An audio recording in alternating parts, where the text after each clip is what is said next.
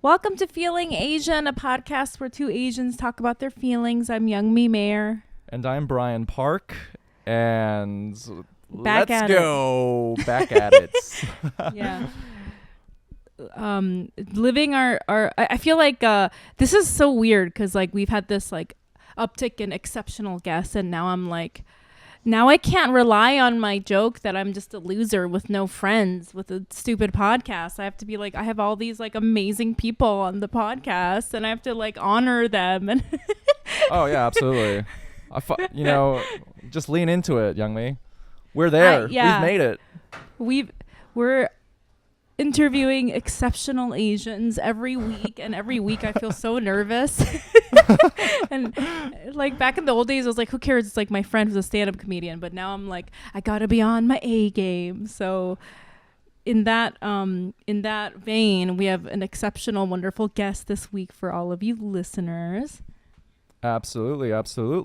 I think our listeners, I can hear them. They're very excited for this one. I can hear them. But yeah, you know what? I think we should just go ahead and introduce them. What do you say, Youngmi? Yes, let's do that. Let's do it. Listeners, you're in for a treat this week. Your guest is an artist and model, and you may recognize them as the most recent cover model for Sports Illustrated. Woo. Listeners, give your ears to Yumi Nu. Hello. Thank you for having me. Woo! Thanks for doing it. Thank you so much for being here. We're so excited to talk to you. I'm so excited. Now we're recording on a Sunday, and Yes. This is great, isn't it? This is exactly how you want to be spending your Sunday afternoon, is recording a podcast. Honestly, I'm not mad at that. I'm not mad at all. I'm on down. the most beautiful Sunday in New York history, I might add. The weather is Honestly, beautiful. I know. I'm so happy the sun is out. Yeah. Oh my god! And there's a nice cold breeze too. I don't know if you've been outside yet, but I went to go pick up my son, and I was like, "Oh my god, wow!" The breeze is key, especially with the humidity coming. Yeah. You need a breeze to survive. Easy breezy. To give our listeners a little peek behind the curtain, Yumi's vibes are very cool. And before we even started recording, Youngmi and I had a discussion about how we're just going to copy all of her accessories and style. It's okay. I'm copying everyone else, so it's just a big food chain of influence, I think. Yeah, we're all just influencing each other. Micro niche influencers. Yeah, IRL. The dream. Well, Yumi, we're really excited to learn more about you. And before we ask you how you're feeling, Youngmi, how are you feeling? Oh my gosh. So, I'm all about like being chaotic and like not doing anything that I hate doing. So, Yumi, like a few years ago, I promised myself that I would never go on a run ever again.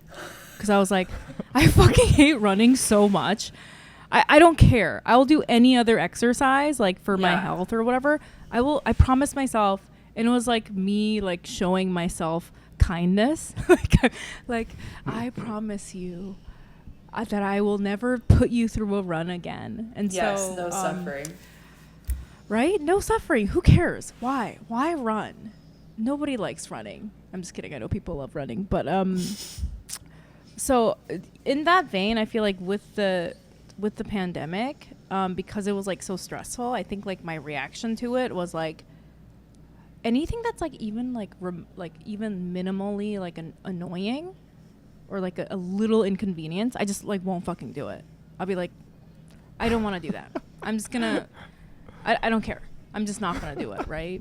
Yeah. And so yeah, and that's like this thing, and I feel like a lot of people in the pandemic have said something similar. They're like, oh, just like if somebody invites me to like a party and I know it's gonna be awful, I'm just like not gonna go.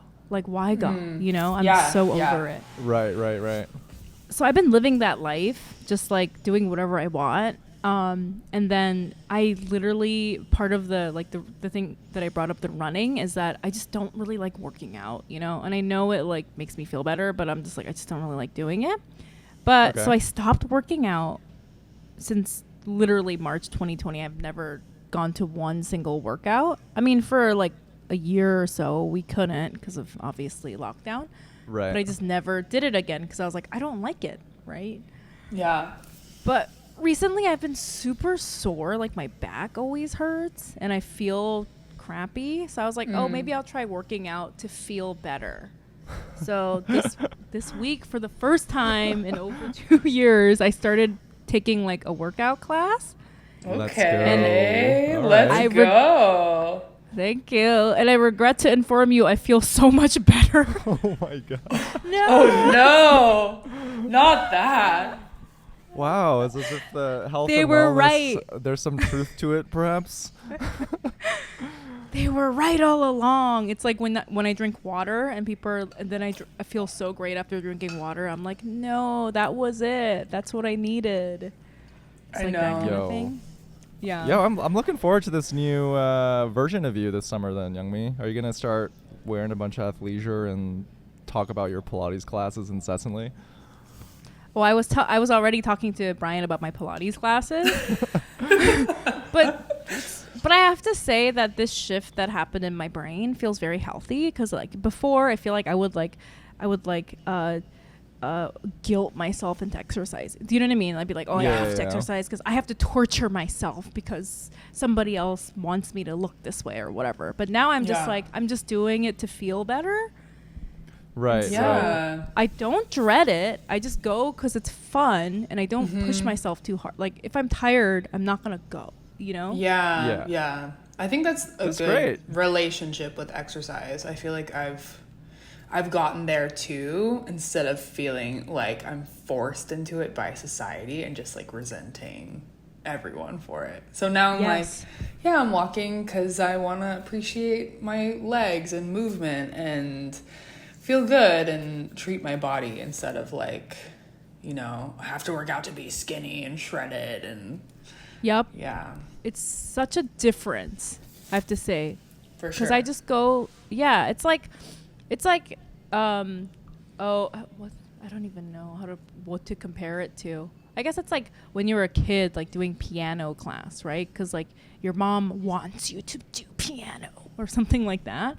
Sure. Versus like, I want to learn the piano and it's fun, so I'm going to go. It's like such a different feeling when you're there, I think. Yeah. Definitely. I think this is a great medium. You're in a nice happy medium right now. My only hope is that I feel like with these like health and wellness lifestyle people, this is especially prevalent in LA. It's almost becomes like you know, when you become so left, then you become right wing. Like, isn't there like a right? Like you become so culty about it, and then I mean, I know so many like health and wellness people who then like become anti-vax, and oh yeah, it's like it's bizarre. It's so bizarre and strange. So yeah. Great medium. What? Yeah. So wait, Brian, are you saying that you're afraid that I'm gonna become like a culty expert? I'm gonna be like, Brian, Hey. stop eating meat or something. Yeah, that would be a very funny shift though. Like if you went from posting funny memes and funny online videos, and then you just showed you like doing infrared Just cryogenic spa, like yeah. I feel like there's zero danger in me becoming that. Although I have to say, I did used to live in San Francisco, and I was kind of on the cusp of becoming like a weird yoga like cult person. Oh, it's in all of us. It's a slippery slope. I'm just saying. But yeah, hopefully that won't happen to me. How are you feeling, Brian? Well, I just got to note that, and this is also to provide some color for Yumi here. We are so polar opposite in so many ways, where like right now you're leading into your fuck it, I'm not gonna do anything I don't like. I don't allow myself to enjoy any pleasure, and I only do things I only do things I dislike, and then tell myself that it's about like overcoming adversity and self-discipline and this is how life should be. And yeah, you know, I'm taking a page out of your book, Youngmi, and just I'm doing slightly less work and just leaning into it and just enjoying my life. And gotta say, similar to your journey with health and wellness, it feels pretty fucking good to take a break on the weekends, as humans should be doing. Yeah. But on that note, I think we touched on it a little bit before, but I always feel so lame talking about the weather. Like, it's a goal of mine whenever I talk to strangers and stuff to avoid talking about the weather altogether, but it's just so nice right now, and it's just really lifting my mood, and I'm feeling great right now. Like, these past couple days in New York have been perfect, and the streets are horny, and everyone's out, and that's such a good way to put it. It's making me feel great. I feel great. You know, vitamin D, the sun. Yeah, I love it. Coming so that's from how I'm feeling. LA, I'm like, this is perfect. Because when I first moved here in March, it was really gloomy, and I was getting like little trickles of seasonal depression, and I'm like, I've only been here for 2 weeks, and it's raining. Because usually in LA, if it rains, like maybe the sun will come out at some point, or it will be like super sunny the next day. But it was just like weeks on end of like gray. And so I'm so happy that the weather is nice, and I feel like New York is very much alive, especially in the summertime. So now being a resident here, I'm like, let's fucking go. Let's go. The streets are alive. I should have said that. The streets are alive, and I'm here for it. But no, yeah. But Yumi, how are you feeling? I'm feeling good. I feel like I'm in between both of you, where I'm trying to be more disciplined and, you know, force myself to do a few things that are good for me, but also not fall into like the like productivity is equal to your worth mentality, which I've lived by for most of my life, and I'm trying to like uninstall. So I think for me, I'm trying to find the balance right now of like, you know, I want to have joy and you know, simple pleasures, but I also want to get shit done, you know. So it's like, it's finding the balance where neither of those become toxic. You know, I think that topic comes up sometimes on our podcast, where people are like, I'm trying to not feel like my value is tied to how much I'm like putting out, especially because we talk to a lot of creative people, you know, like yourself, who are like musicians or, you know, whatever, writers or something like that, and they're like, well, I have to have another book coming out or whatever, that feeling. But do you think that that's ever gonna go away? Because I feel like I don't know if I could ever get rid of that in myself. Yeah, I mean, I think there's a part of it that is good, because it means that you have drive, and everyone in my family is full of like very driven, passionate people, and I think you know, I've definitely taken that on, and I think it's like low-key fun to just create and just have so many ideas that you're just overflowing, and you feel like you're gonna burst if you don't do something. And so I think there's so much fun in that. But then I think for me, it gets toxic when I'm like, it's like a weekend and I'm so stressed out about like my to-do list and the week ahead, and I can't enjoy the weather or, you know, simple things, because I'm like thinking about what I need to do. And I can't just be, especially in New York. I notice like the energy here is so chaotic that like when you step outside, it's like almost like you're going into a stream of people that are like on this pace. And for me, it's so fun because I'm like, yes, this is like my people. But when I lived in LA, it was so much easier to be still, where now I find being still super uncomfortable. I totally. And when I try and meditate, I'm just like, oh my God, this is so hard. Like it's almost like itchy. I just don't want to do it. Yeah, that is so like New York.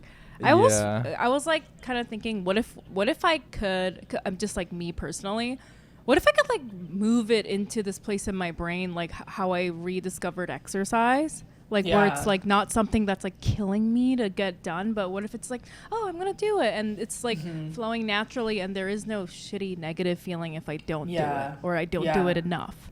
Like that would be such a beautiful relationship for me personally if I could do that with creativity, you know? But it's so hard. Because I always feel like shit about it all the time. Like, well, I think it's because creativity is monetized and can become corporate very fast. Especially because we have the freedom to be our own boss and make our projects a reality more so than we used to. So because of that, there's like this element of work in it that might feel unavoidable. Yeah, I totally feel that. I feel that way about this podcast. Like, when Youngmi and I first started it, it came from this very pure, unfiltered place of creativity, and then now that there's revenue attached and numbers that we can point to that are like key performance indicators and performance metrics. Exactly. I'm just like, all right, well, creativity is going to have to step aside. I'm going to put my business brain and my productivity brain on. Yeah. Now that we're making $15 a year from it, we have to really stay on top of this, Brian. Can't do. What if it goes down to $14 next year? Yo, $15 a year. I think we're on track to make $20 this year. Letting you know, that's not a $5 increase. That's actually, in fact, a 35% increase in our productivity. Let's go. So it's all about perspective. Brian's just like crunching numbers in his basement. It's like 35% increase. Let's go. Oh gosh. Well, I'm really glad that you shared that with us because, I think you covered all the bases on all the things that I grapple with and the inability to stay still. But in any case, you're a workaholic. You're leaning into this chaotic energy. But hey, notwithstanding, it's fucking it shows. It shows because we gotta say congratulations. Congratulations on becoming Sports Illustrated's first Asian American plus size cover model. Thank you. And our first question for you is, how does it all feel? How has the reception been so far? I mean, it's hard. Not that it's hard to have this success because it's amazing, but I think when there's so much going on and like I have other projects that like sandwich these moments, I'm trying to like grab a hold of the feeling and be present of how grateful I am in the moment so that it doesn't just like swim by me with everything else that I'm doing. And so I'm trying to lean into the feeling of like, I can't believe that I'm here, because it's a very it's not like I'm like, I mean, most of it is like a digital perception. It's like Instagram followers and likes and Zoom calls and interviews, but it's all online, so it's like sometimes I don't really grasp like the actual human effect of what's happening. It's very like virtual. And I think it's great that like I have an actual magazine, because if it were all digital, even the magazines, it would be really hard even then to understand the magnitude that it has. So I think like if I see the magazine at the airport, like in real life, I'm like, okay, this is real. Like I'm not like in a virtual dimension, you know? Yeah. So it's been amazing. I'm just like really trying to like be present and soak in the moment, because I don't want to regret that I was going too fast paced in this time of my life and I didn't really soak it in the way I wish I would have. That really makes sense. That Wait, makes so when much you were sense. a kid, like when you were a kid or when you started modeling, was this like a dream that you had, or was like ever a goal that you had for your career? Honestly, I didn't dream much because I didn't know that I could dream about it. Because it's like I think when you're younger, it's like you see other people do it, but it's like it was confined into the set of standards that society put in place for those people at the time. So it's like, Right. you know, if I want to be an actress, it's like, okay, you know, Lucy Liu is doing it, but I have to be skinny. Or like, you know, it's like I didn't think, if you wanted to be a singer, it's like you're looking for like someone that's done it before you because you know that it's possible. Right. But it's like if you don't have one of the core qualities to get you in the industry door, then you're kind of screwed. Or from like your 12-year-old brain, you're like, I don't even know if that's possible. Because I think I think we all start off with like childlike mentality of I could do anything, like I could be an astronaut, but my childlike mentality didn't last that long because I've wanted to be in entertainment since I was really young, and so I had like very realistic expectations from my family who had pursued it. Okay. That I was just like, you know, just taking it day by day and literally not knowing what's possible, just kind of you know, going in whatever doors were opening, which when I started modeling was not really anything. Yeah, I think we've definitely had this discussion. I think this is like such a great discussion for representation. And, you know, you hear like, oh, representation matters. And I think a lot of people who look like the societal norm in these jobs don't really understand what we mean by that. It's like literally like, if we don't see it, we're not allowed to dream it. So we're not going to dream it. Like, and people who fit the mold don't understand that because they can always fantasize because they're like, well, I already look like this, so I can think that can do it. Oh, that's like reminds me of like when I was a kid, my parents would always be like, you can do whatever you want, even though you're a girl. You could be the president. And I was like, no, I can't. Like, come on. Like, let's look at who's been president. Because it feels impossible. It's literally impossible until it's, I mean, I shouldn't think like that, but like at that age, I was like, it's impossible because it hasn't been done, and I didn't even think people would want to open the door for it to be done. Absolutely. Yeah. I mean, it's so important. I mean, even looking back on my own career and my first introductions to comedy, like there was this comedian who I believe he won Last Comic Standing like the first season, but his name was Dat Fan, and at the time, like, you know, he was like my first introduction to stand-up comedy, and seeing that it was this like Asian guy doing it, it like planted a seed in my brain when I was like 9 years old when I saw it. And now I gotta give a shout out to Dat Fan for ruining my life, so thank you. Shout out. Shouts to Dat Fan. Well, that's like so amazing. Yeah. But I think I also, you know, you brought up an interesting point between like digital and real life. I guess like side effects from quote unquote like exposure and success. Like I'm this is very topical for me because I don't know, like when things don't go as planned in terms of like digital reception, it has like a very real life impact on me. And conversely, I don't take the moments to appreciate like those real life interactions as much as I should. And that's naturally because I'm very hard on myself and I notice the negatives.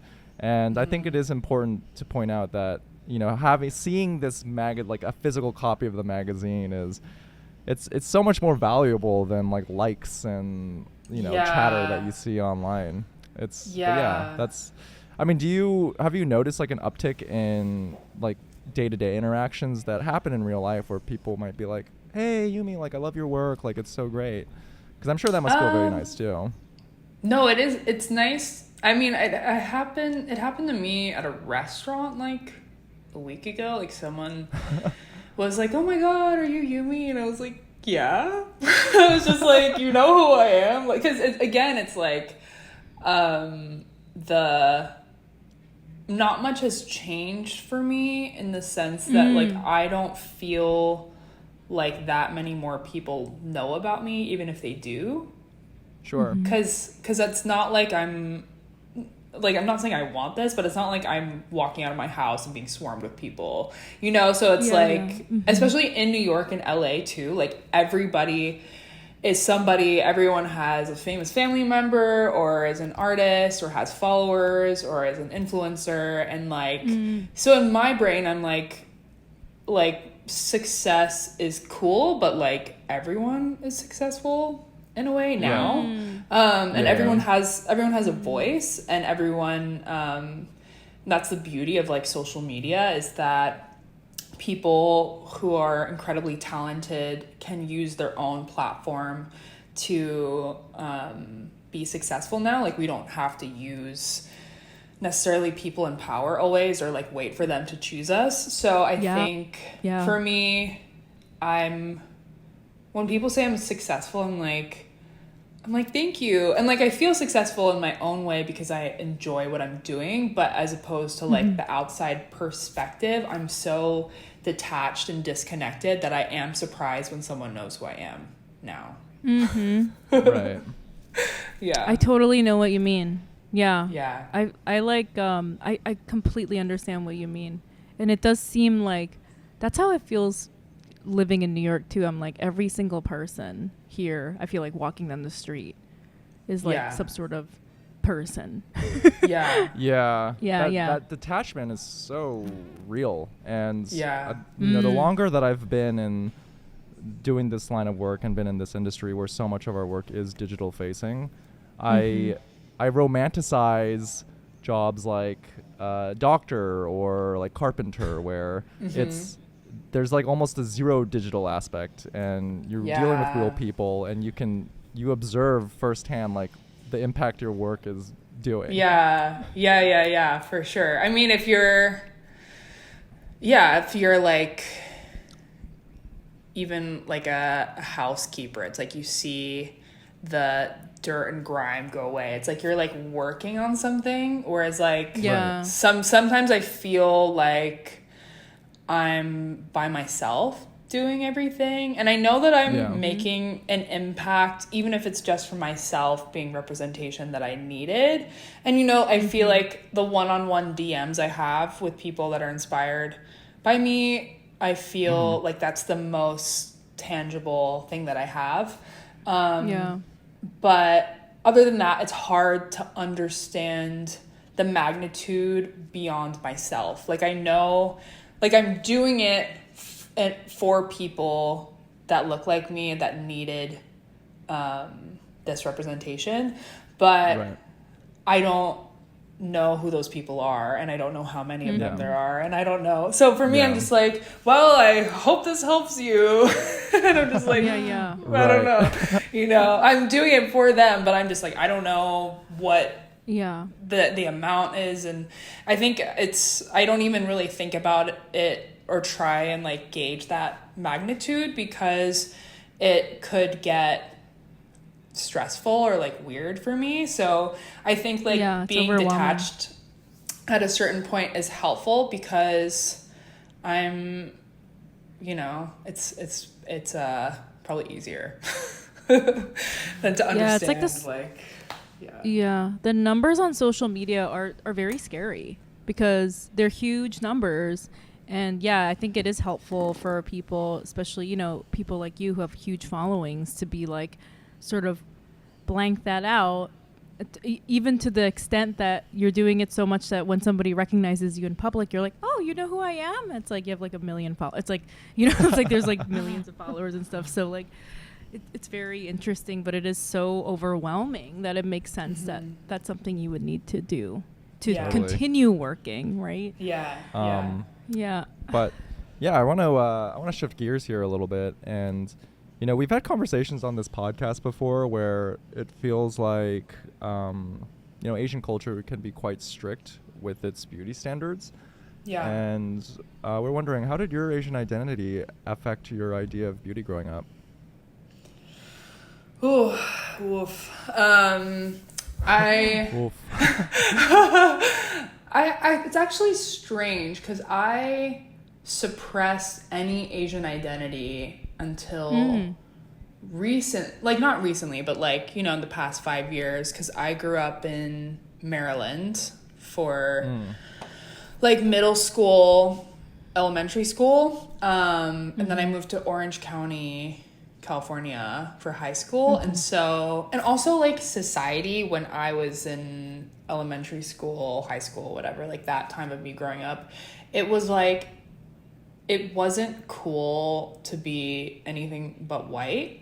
And so, so like being in an all white area and then having that pressure of like being Asian isn't cool, or it's like stinky or weird, or, you know, it made me really lean into my white side because I'm half white. So it was like, now looking back, I was affected by Asian culture and Asian beauty standards through my mom. But I was like, the suppression of not even recognizing any Asian identity in myself covered all of that until I was ready to face it. And then it was like all psychological effects and realizations like staring at me dead in the face. But I think I was more impacted through my grandmother and my mom and their generational beauty standards of like, you know, like my grandma being like, oh, you've gained weight, but also like, oh, don't waste food, you know, like finish the whole thing, or you know, like, you know, it's just like, what do you want? The Asian mom paradox. Eat all this food and then you gain weight. Yeah. So like my mom gets shamed by her Japanese mom, and then my mom. Like, I love my mom. We're like besties, and you know, she's a therapist, so she's done so much work on herself. But you know, growing up, she was only regurgitating what she knew onto me, and a lot of it was Japanese. And you know, I'm 5'11", I'm half white, so I'm a big lady. And so for her, it's like they wanted me to be daintier because it's healthier. But like healthier in parentheses. But for me, it's like, I'm larger, I'm bigger boned. I was like a lot skinnier even then. Like I was at my skinniest, like barely eating anything, and my grandma still thought like, you know, you could still go down. So it's like taking up any space, even in confidence, is like strange. And I had this friend in high school who was plus size, and she was very confident, and her boobs were always out. We were like 16, and my grandma would just like go insane every time she saw her. Like she'd be like, oh my god, like, you know, the boobs. Like she was just like in shock of anyone confidently showing their body like that. And so, and you know, like I'm the eldest daughter. I have this like need to have my parents' approval and have my mom's approval and my grandma's approval. I literally lived for that. So I just wanted to be what they wanted me to be and whatever they thought was good. Well, I think that it's so interesting that you know, how you were processing, like, not trying to deal with your Asian identity. So whatever your mom said, you were just kind of seeing her as like a person. You're like, oh, she is saying this as my mom, not as an Asian person, which I think is really important, for everybody. Because, you know, at times I do, like, get upset at my mom and say, oh, it's because, like, she's Korean and she's going to, like, say something about my weight. But it is also an individual choice as a person, what you say to your child. So I think it is a very healthy way to view, you know, if your mom does say something to you, instead of being like, that's because she's Asian, just being like, that's her choice to say that to me. And it's what they're influenced by. And I don't even think like our Asian elders, I feel a lot of times don't grant themselves much permission to understand the trauma that they've been through or the trauma that they pass down, because they're not allowed to in culture. So it's like they don't even allow themselves to process what they've been through. So they're like repeating it, and then it's the same with each generation until, you know, us, hopefully most of us, you know, will be like, I'm aware, I'm not going to do that to the next generation, you know. Yeah, that's an amazing realization. Yeah, it's because I mean, speaking from personal experience here, like, as both of us experienced, like, you know, my mom is very critical and would make comments about my appearance and would want me to look a certain way, or, you know, why am I wearing this, or your hair looks dumb like this, blah blah blah blah blah. And you know, my feelings would be hurt. I would express that to her, and then she would always her rebuttal would always be like, well, this is how I express love to you. Like, who else is gonna care? I'm just, I love you so much that I'm telling you this because it comes from care. And, like, I know that she has her baggage, and like you said, like, there's so much generational trauma there. And I often feel a bit conflicted because I don't want to invalidate, like, that. I mean, for her, she sincerely means it. Like, no one else in the world is going to care as much about you than family. And so this comment that is going to cut you to the core, it's because I love you. I'm like, I guess it's true. Like, I'm crying, but thank you. Yeah, for sure. Also, I want to say something about your grandma's comments about your friend who had confidence. So I think that that's a conversation maybe that people don't tend to have as often when they're talking about Asian women and how they are cutting to their children. Because I think specifically for Asian women, I'm going to try to say this as, like, concise as possible. There is this, like, honorable thing about suffering or making yourself smaller for the good of your family or society. And they really respect that, right? And so, like, I told this story one time about my friend who, I had a friend growing up who's Japanese, and all her life she was, like, stick thin. And she, like, for her wedding, her mom was like, you have to lose more weight. And I was like, she weighs, like, 100 pounds, and she's, like, my height. You know, like, what? So she did lose, like, whatever, 15 pounds. Like, she was, like, 89 pounds, and she was 5'6". It was, like, ridiculous. And her mom was, like, during the wedding reception, she was bragging about how she had, like, lost her period. And I was like, oh, that's, like, what it is. It's not even about the physical appearance. The mom doesn't care what she actually looks like. What she's saying is, for your family, you have to hurt yourself. And that will prove that you're, like, a good daughter. And that's, like, that's what they're trying to get at, not the actual weight. You know what I mean? Like, yeah. Well, it's like and even in terms of, like, with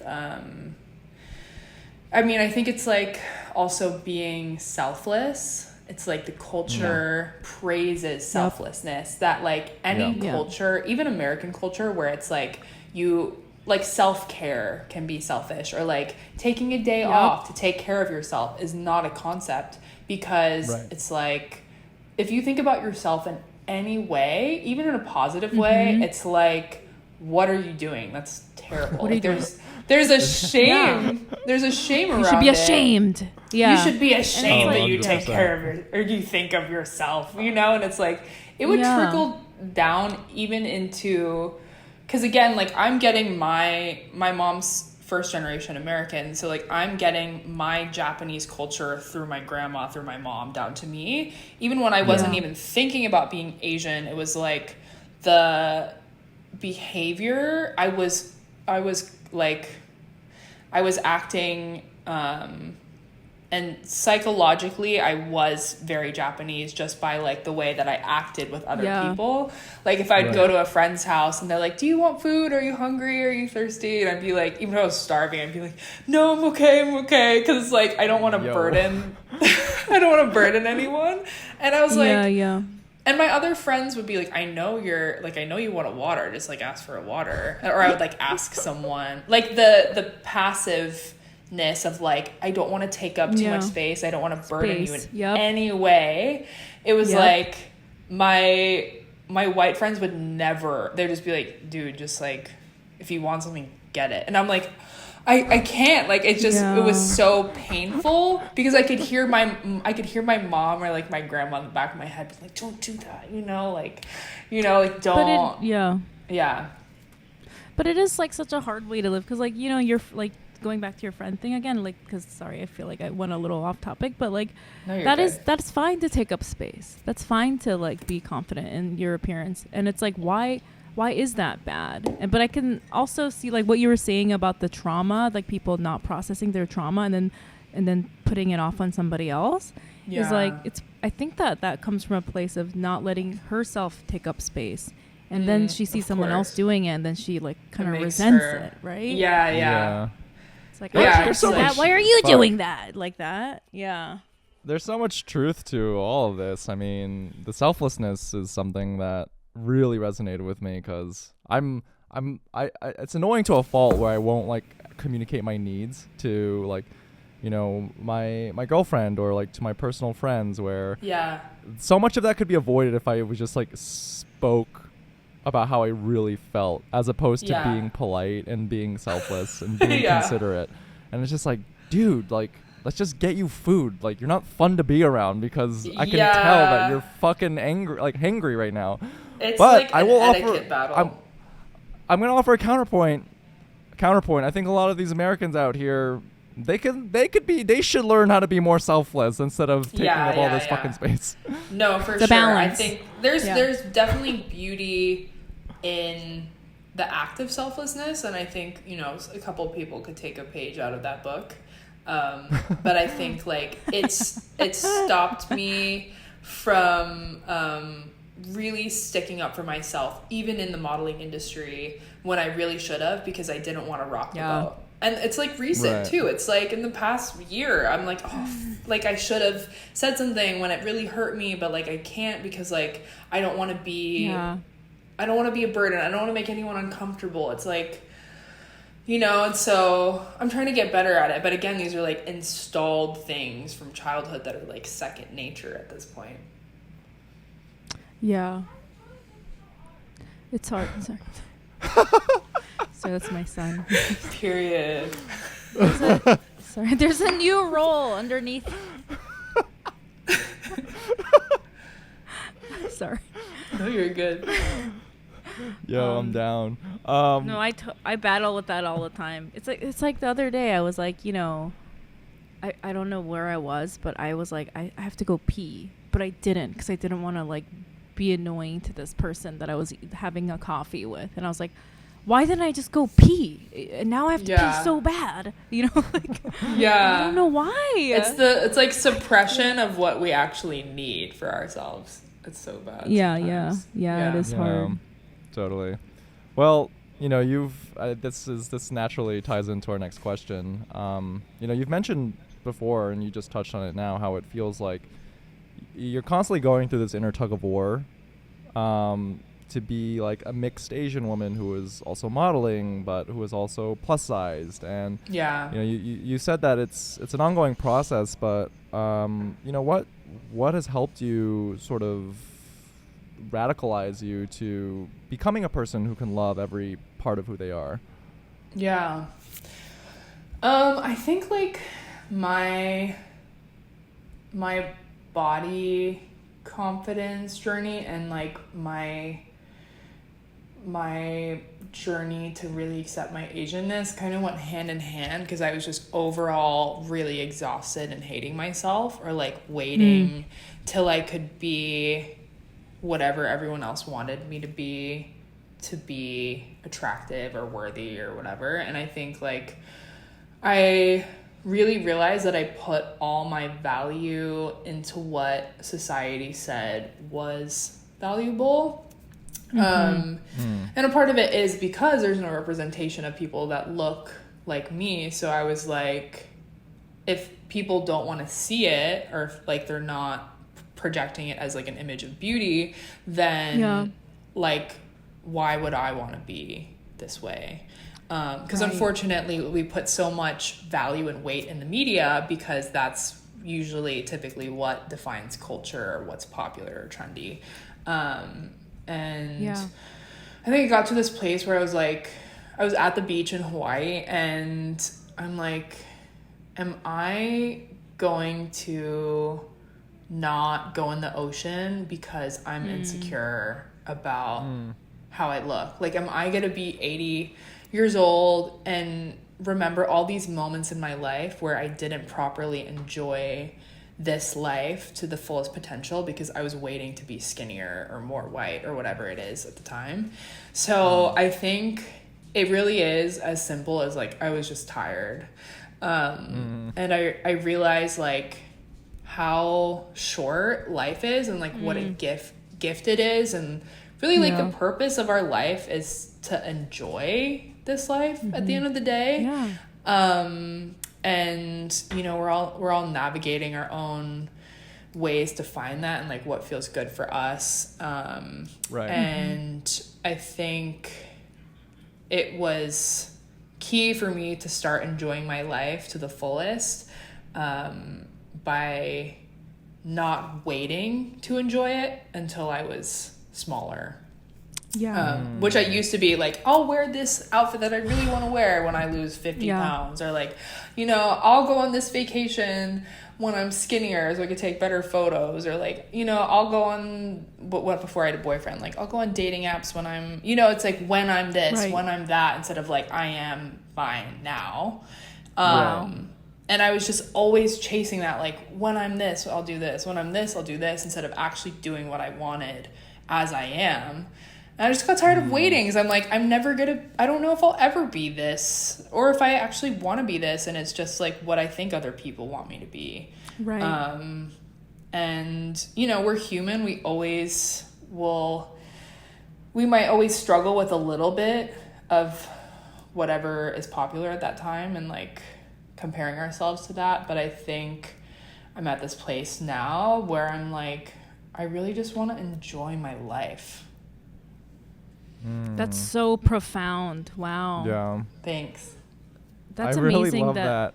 Yeah. Thank you. No, seriously, it's something that I So need powerful. to hear. It's very, very powerful, and it's I can relate to it wholeheartedly. I have a Amazing. tendency to similarly, like, I'll do this thing after I do all of this, and inevitably that never everyone comes. does. It never comes. And let's say that I get all the shit done where I can now reward myself with this thing. Reward. I wouldn't enjoy it. Like, I would just be thinking ahead, like always 2 to 3 steps. And I mean, it's we hit you with like a complicated question with so many layers, but you just, you know, you answered it so Crushed succinctly. Like, thank you. You're exhausted and you're tired of waiting. Yeah. Damn. My grandma is like I you know, with all the complexities of my grandma, I love her so much, and she's like one of my favorite people. And she has this thing that's very simple for her, because she's just talking about like everyday life tasks, but she's always like, Right. if you're thinking about something, just do it. You know, like if you need to get an errand done, like go now while you have the energy. Like just do it. You know, like before you can even think about why you don't want to do it, just do it. And for her, it's just like, I don't like procrastinating, but I think I'm like, you know, I'm never gonna be ready for like you're never gonna, like, you know, I used to take all this time, and it's like I don't know if I'm ready for this. I don't know, even with like these huge opportunities where I feel so much anxiety of like being in front of people on like a talk show or whatever. I'm like, oh, I don't want to do it because I'm scared. But it's like, just do it. Like just because I can let my anxiety go so like just wrap around me so tightly that I don't want to do anything. But then I'm gonna miss all these opportunities that are like fresh, and they're ready for me now, and I'm not ready because I'm waiting for myself to be at this place that actually doesn't exist. It doesn't exist. That's such a good point. Can I also say something about, because I have a similar thing. I think everyone does. It's always like, if I am this, then I'm gonna try to do this. If I look like right or whatever. And I've heard so many of my friends say something, I'm gonna save money and get a nose job, and then I'm gonna try to be or something like that, right? Yeah. And something obviously I have that too. Something I think I learned in therapy was like, maybe that thing isn't actually what's holding you back. You need something holding you back. So you invented a thing. You know what I mean? Yeah, absolutely. Right. Yeah. And that it like keeps kind of us blew my safe. mind. It's very, you know, because we have all this time, and then maybe we could become that person that, you know, we're idolizing very easily, but we're just like, oh, but then this, and you know, it's like the procrastination and the excuse because of the fear of failing, or like the fear of embarrassment of doing it as you are, which might be like a more insecure version of yourself. But like I'm scared all the time, and I'm like, I'm not the kind of person, like, everyone's like, this business about faking it till you make it. I'm like, I have no idea how to fake it. Like, when I'm scared, it's really hard for me to be like, I'm not scared. But I do it anyways, because I'm like, I don't know if this opportunity is going to come back, and it's wanting me right now, you know? Yeah. That's a beautiful message. Like, if you're thinking, okay, I'm going to do this, and then I'm going to be ready to launch my life, like, I think your message is beautiful. It's like, you're never gonna feel ready, you're always gonna be scared. So just might as well just do it. Be like Yumi's grandma, just do it now. Exactly. As you were hitting all of these points, all I could think is, if I were a DJ and I was supposed to play outro music to this episode, I would play the lyrics of Time to Pretend by MGMT is just playing on repeat in my head. Do you guys know? Like, I love that. Yeah. You know, we're fated to pretend. Exactly. No, it's true. The entire song is that. It's just like, let's move to Paris, shoot heroin, and fuck some models. What's the alternative? Wake up from your morning commute. We're fated to pretend. Seriously. Yeah, for sure. I am such a loser. What a great message. No, Brian, I like that. I love it. You know, it was time for you to say that, and you said it. You didn't hold back. Brian, I didn't hold back. I was like, I'm gonna Don't wait. hold back, Brian. Right. Don't wait. There's not going to be a perfect moment to shoehorn this bad MGMT joke. The time is now. The time is now. It's time for the second half of our podcast, where we hit you with some questions that we like to ask all of our guests. Off the top of the dome, there's no thinking here, just purely by intuition, and there's no perfect moment, as we established. The time is now. Okay. Time is now. So the first thing we want to know about you is, what is something you're loving right now? I am loving New York, in general, because it's a new energy compared to LA, and I feel like I'm changing very fast, and I like who I'm becoming. So, yeah. Oh, so you don't Me miss too. hiking? I'm loving New York right now. I don't miss hiking. Yeah, you don't miss hiking in LA? I probably went on like 3 hikes in 4 or 5 years, so I don't miss hiking. I love You it. have to love yourself and never promise yourself you'll never go on another I hike will again. never hike for my own self-care. Well, conversely, what is something you're hating right now? Something I'm hating right now. I realized that I Blueberry hate sauce. scooting in an Uber, like scooting into a car. I don't know if that's is that does it have to be a deeper answer than that? No. I love that answer because I these also answers are hate it perfect. so much. Wait, I when you hate scooting. scooting. Me too. Oh, same. as in like when you sit down and then you're like scooting across.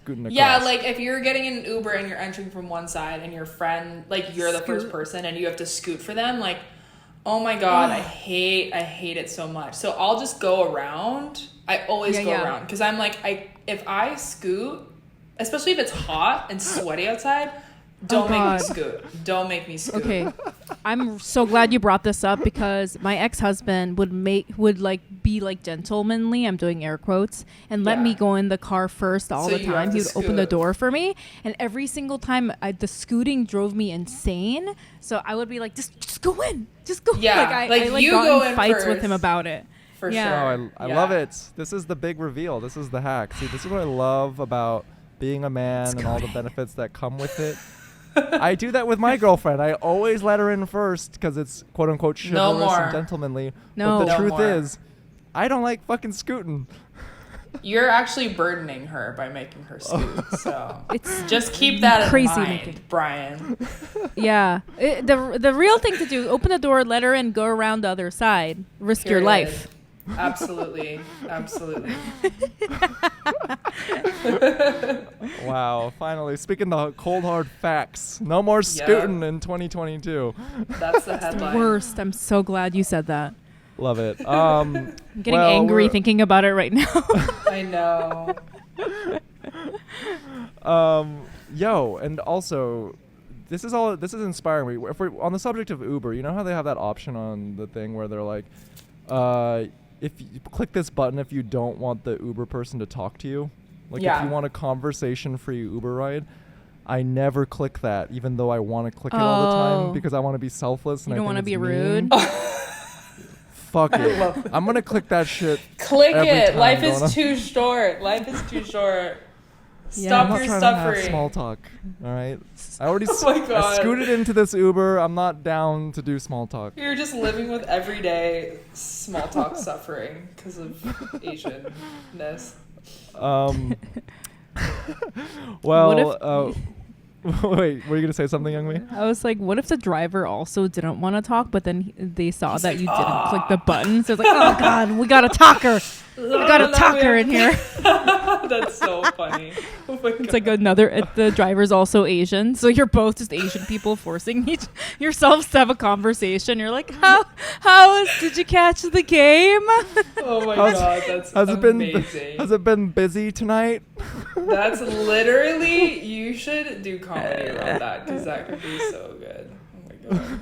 That is so funny. Oh God. Well, we're at an exciting inflection point at this podcast because listeners, if you want to hear what Yumi's ashamed of, you're gonna have to scoot over to our Patreon at patreon.com/feelingasian. But rest assured, it'll be a great experience because this is where you get the real shit, the unfiltered pay-per-view, you name it. Just go check it out. But without further ado, Yumi, what is something you're ashamed of? Woo! Well, wow, that was we got real, we got deep. Giving us Always. nothing but the Very truth, insightful. always. Cutting to the chase, always. Well, The juicy one. Yumi, thank you for being so open and vulnerable with us on this podcast thus far. But before we let you go, we want to likewise. but before we let you go, we want to ask you this one last question that we like to leave all of our guests with, and that is, what is something that you're proud of?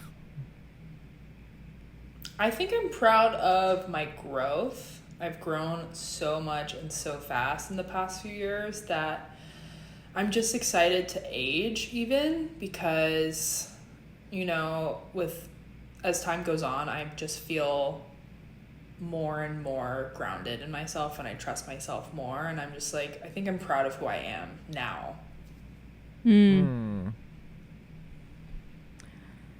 Growth is very, very exciting, and it's like it's good to hear that you're like really proud of that, because it's not easy. Like I feel like all the stuff that you said on this episode, I feel like some of the things that, like, the realizations that you had, a lot of people like just never even get there. And you know, the fact that you are so young and you're already having all these huge realizations. Oh, for sure. I think you should be super proud of that. That's like phenomenal. I know. Thank you. I'm like, lend me your confidence. You're so at peace and content. I love it, because I think that with growth, the you know, the fun or the not fun side effect of growth is it comes with a lot of cringe, because that is cringe equals growth. Like, to be able to look back and just be like, damn, why was I like that? Why did I do that? Oh my god. But yeah. Oh god. That to me, I'm still like, oh yeah, I struggle. So. That's like, the cringe is like, oh, it's just full body cringe, like, but you know, I have to learn to accept the cringe, because it's just a part of growth. Like, I'm gonna cringe at myself a few years from now, and it's a circle of life. Like, you're always gonna cringe at yourself at some point. Yeah, Totally. Oh my god, I'm so like, even last year I'm like, oh my god, I was so cringy. No, like last week, you know, literally every day I'm like, oh, I can't believe I did that. Yeah. But I like how Brian said that. Brian, that's a really good point. If you're looking back and cringing, that means that you moved away from the cringe. So that's a good sign. Yes. Oh, absolutely. That's so true. That's very true. Well, for our listeners out there, where can they find you and your work online? You can find me at Instagram under _Yumi _Nu, and then you can find me on Spotify and Apple Music also under Yumi Nu, YUMINU. Love it. Woo. So your Instagram is _Yumi _Nu. Yes.